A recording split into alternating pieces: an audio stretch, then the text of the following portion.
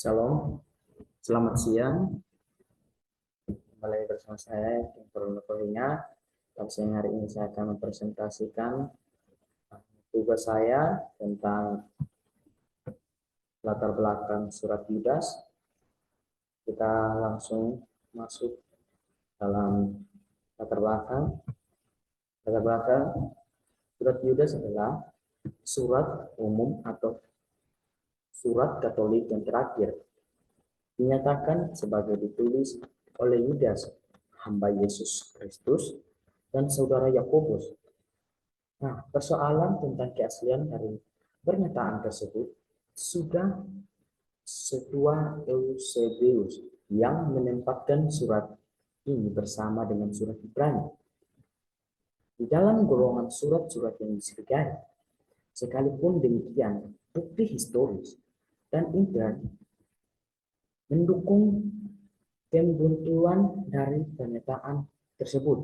Nah, kita bisa lihat di dalam Matius pasal yang ke-13 ayat yang ke-55 menyatakan bahwa bukankah ia ini anak tukang kayu? Bukankah ibunya bernama Maria dan saudara-saudaranya Yakobus, Yusuf, dan Yudas? Nah, dan juga ada di dalam Markus pasal yang ke-6 juga mengatakan di ayat yang ketiga mengatakan bahwa bukankah ia ini tukang kayu anak Maria saudara Yakobus, Yoses, Yudas, dan Simeon? Dan bukankah saudara-saudaranya yang perempuan ada bersama kita? Lalu mereka kecewa menolak dia. Nah, kita bisa lihat dari dua ayat ini bahwa Yakobus dengan Yudas adalah saudara Yesus. Beberapa pakar beranggapan bahwa Yudas adalah sebuah nama pinjaman, tetapi anggapan ini terbuka untuk dipersoalkan. Selain sebagai penulis surat ini, Yudas tidak memiliki reputasi atau wewenang tertentu di kalangan gereja mula-mula, karena itu tidak ada alasan untuk memasukkan namanya. Jadi tidak ada alasan bagi orang-orang untuk memasukkan atau berpendapat bahwa untuk memasukkan atau nama Yudas adalah nama pinjaman. Tapi kita bisa lihat bahwa Yudas tidak memiliki reputasi atau wewenang tertentu di kalangan gereja pada mula-mula. Oleh karena itu tidak ada alasan untuk memasukkan namanya tersebut. Sekalipun tanggal penulisan ini tidak dapat ditentukan, tidak akan salah kita beranggapan bahwa surat ini ditulis pada bagian kedua dari abad pertama. Surat ini tercantum dalam kanon Muratorian abad kedua dan disebut oleh Tertullianus, Clemens, dan Origenes abad ketiga. Sekalipun kedudukan surat ini lemah karena kutipan-kutipan dari kitab Henokh yang non-kanonik haknya untuk dicantumkan dalam kanon diakui secara universal pada tahun 350 Masehi.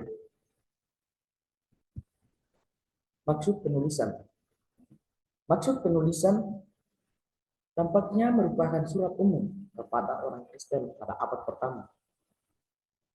Surat ini berisi peringatan terhadap ajaran-ajaran sesat atau gnostik pada waktu itu, sebuah filsafat yang secara tajam membedakan antara materi yang dianggap jahat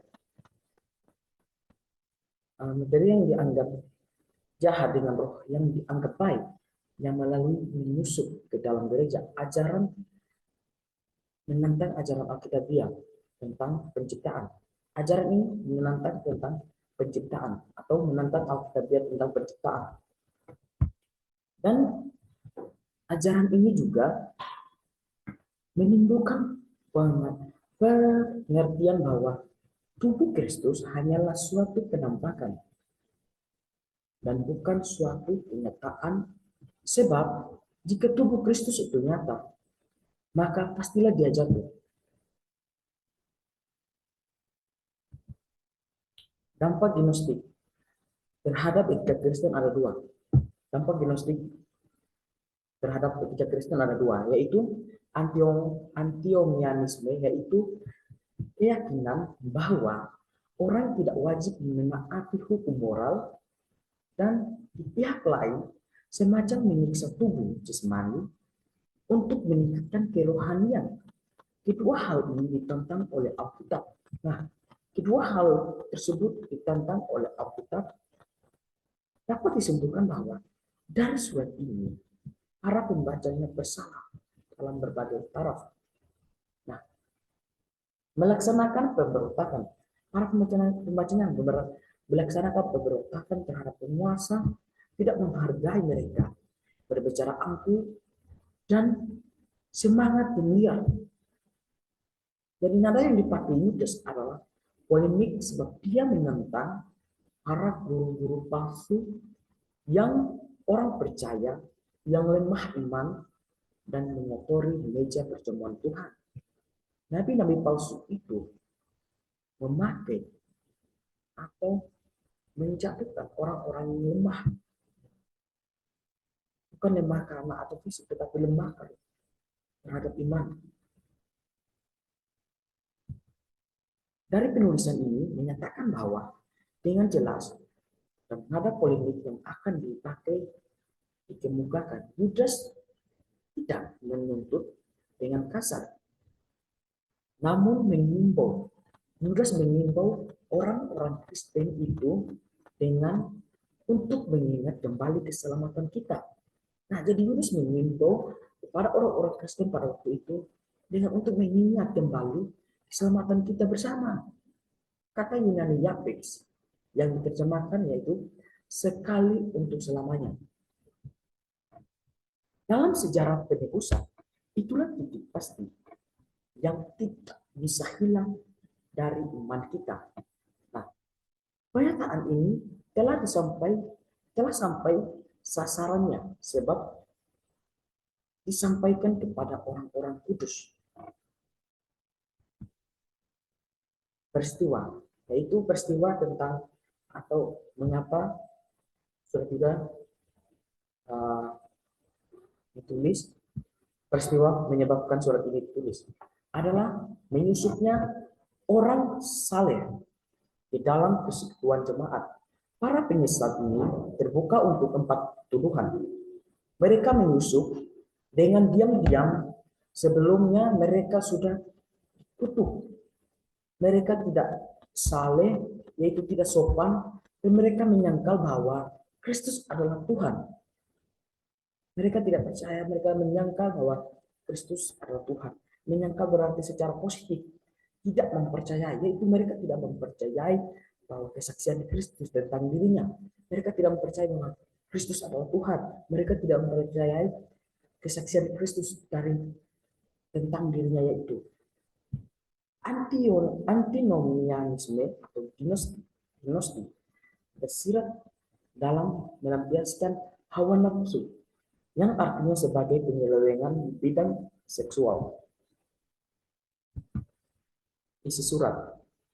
Nah, isi surat adalah setelah memberikan salam, Yudas menyatakan bahwa tujuannya mula-mula ialah menulis tentang sifat keselamatan. Kita bisa lihat dalam Yudas pasal yang pertama ayat 3a. Akan tetapi, sebaliknya dia terdorong untuk menulis.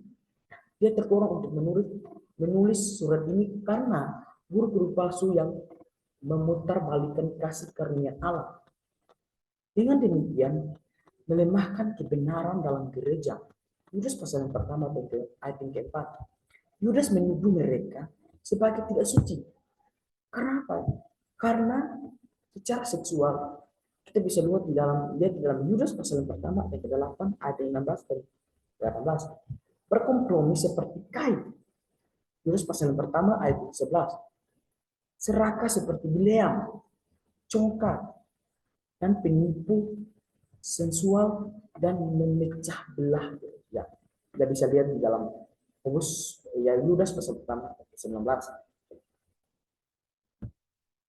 Yudas menyatakan kepastian hukum Allah atas semua orang yang berbuat dosa. Seperti itu dengan menggambarkannya dengan 6 contoh dari PL. Yudas menggambarkan 6 contoh dari PL. Yaitu kita bisa lihat di dalam Yudas pasal yang pertama ayat yang kelima sampai yang ke-11. Gambaran 12 ciri kehidupan mereka yang menunjukkan mereka siap untuk menerima murka Allah. Kita bisa lihat di dalam Yudas pasal yang pertama ayat yang ke-12 sampai 16. Orang percaya didorong untuk waspada dan untuk menaruh belas kasihan, bercampur ketakutan bagi mereka yang goyah. Kita bisa lihat di dalam Yudas pasal yang pertama ayat yang ke-20 sampai 23. Yudas menutup suratnya dengan suatu peningkatan pengilhaman dalam ucapan berkatnya. Kita bisa lihat di dalam Yudas pasal yang pertama ayat yang ke-24 sampai yang ke-25. Teman-teman, Bapak Ibu bisa membacanya di rumah. Konteks penerima. Nah, kita akan masuk dalam konteks penerima, yaitu diawali surat tertulis kepada mereka yang terpanggil dikasihi dalam Allah Bapa yang dipelihara untuk Yesus Kristus. Jadi konteks menerima ini adalah diawali untuk mereka, atau awal surat ini tertulis kepada mereka yang terpanggil, yang dikasihi dalam Allah Bapa dan yang dipelihara untuk Yesus Kristus.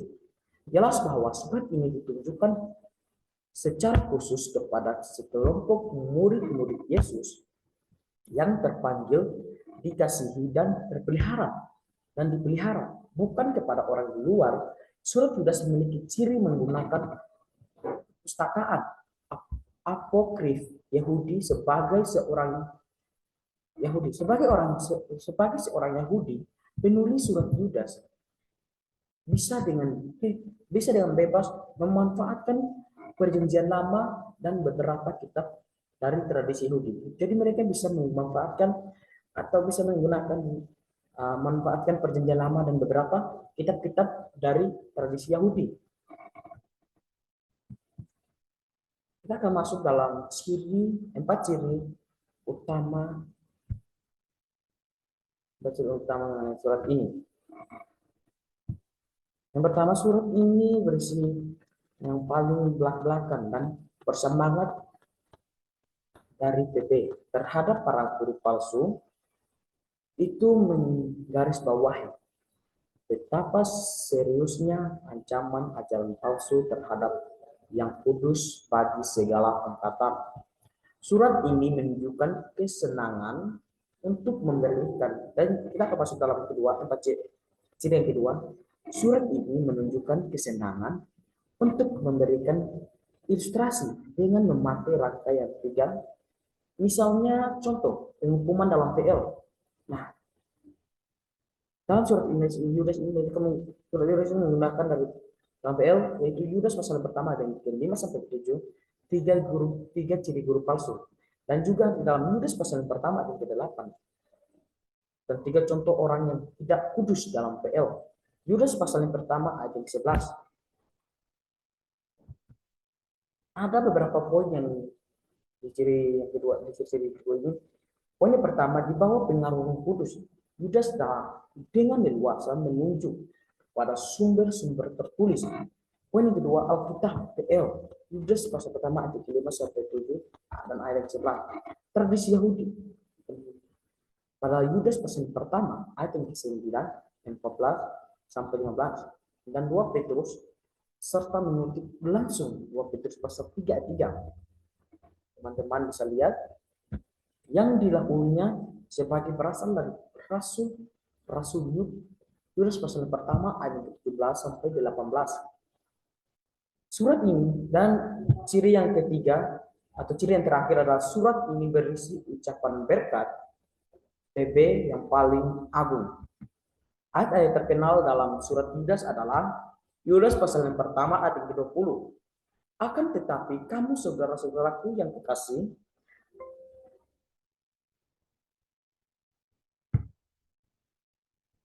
bangunlah dirimu sendiri di atas dasar imanmu yang paling suci dan berdoalah dalam Roh Kudus. Yohanes pasal pertama di ayat 1. Peliharalah dirimu demikian dan dalam kasih sambil menantikan rahmat Tuhan kita Yesus Kristus untuk hidup. Muatan teologi dalam surat Yudas adalah dalam surat Yudas terdapat penekanan terhadap tema penghakiman. Yudas mengutip perkataan Henok yang menyatakan bahwa Tuhan akan melaksanakan penghakiman pada hari kedatangannya. Ia berbicara tentang malaikat-malaikat yang tidak taat yang ditahan olehnya dengan belenggu abadi di dalam dunia kekelaman sampai penghakiman pada hari besar. Kehancuran Sodom dan Gomora dikutip sebagai contoh dari hukuman siksaan api kekal. Yudas pasal pertama ayat ke-7. Kaitan dengan kitab-kitab lain dalam Alkitab. Nah, surat Yudas ini memiliki kaitan-kaitan dengan Alkitab lain, yaitu kita bisa lihat dalam surat Yudas disebutkan mengenai sejumlah nama dan kejadian yang dicatat kisahnya dalam kumpulan kitab Taurat Musa, khususnya dalam kitab Kejadian Kain, Henok, keturunan ke-7 dari Adam. Kehancuran kota Sodom dan Gomora tidak kitab Keluaran, Tuhan menyelamatkan umatnya dari tanah Mesir. Nah, surat Yudas ini memakai beberapa dari Alkitab lain dari Perjanjian Lama seperti kitab Kejadian tentang Kain, Henok atau keturunan ke-7 dari Adam, dan juga Sodom dan Gomora. Dan Tuhan juga dan surat Yudas ini juga memakai tentang Tuhan menyelamatkan umatnya dari tanah Mesir. Kita bilangan Bileam dan Korah dan kitab Ulangan Mayat Musa. Selain itu juga disebutkan mengenai malaikat Mikail yang hanya disebutkan dalam kitab Daniel, di dalam Alkitab Ibrani bagian Ketuvim, atau Wahyu kepada Yohanes di dalam bagian Perjanjian Baru. Sejumlah ungkapan tampaknya dikutip dari kitab-kitab para nabi. Misalnya kitab Sakaria, referensi mengenai hidup kekal dalam Yesus Kristus yang disebut sebagai penguasa, dan Tuhan menunjukkan kaitan dengan kitab-kitab Injil. Sebagian isi surat juga berkaitan dengan surat Yakobus dan surat 2 Petrus. Nubuat mengenai pengejek pada waktu kemudian juga berkaitan dengan surat 1 Timotius yang ditulis oleh Rasul Paulus. Nah, teman-teman, jadi surat Yudas ini memiliki atau mengutip atau mengambil dari kitab Perjanjian Lama, yaitu tentang kitab Bileam dan Korah dan kitab Ulangan Mayat Musa. Selain itu juga disebutkan mengenai malaikat Mikail. Jadi kita akan masuk dalam kesimpulan dan menerima kesimpulannya itu kita harus menerima keilahian Kristus yang dibuktikan melalui dalam surat pendek ini bisa memperlengkapi kita untuk menghadapi tantangan akhir zaman. Orang Kristen di zaman ini harus waspada terhadap doktrin palsu. Kita harus memahami Injil untuk melindungi dan menjaganya melalui perubahan dalam hidup ini. Kita harus memiliki hubungan pribadi dengannya sehingga kita bisa mengenali suratnya dan tidak akan tertarik terhadap ajaran guru palsu. Sekian dan terima kasih. Amin. Terima kasih semuanya.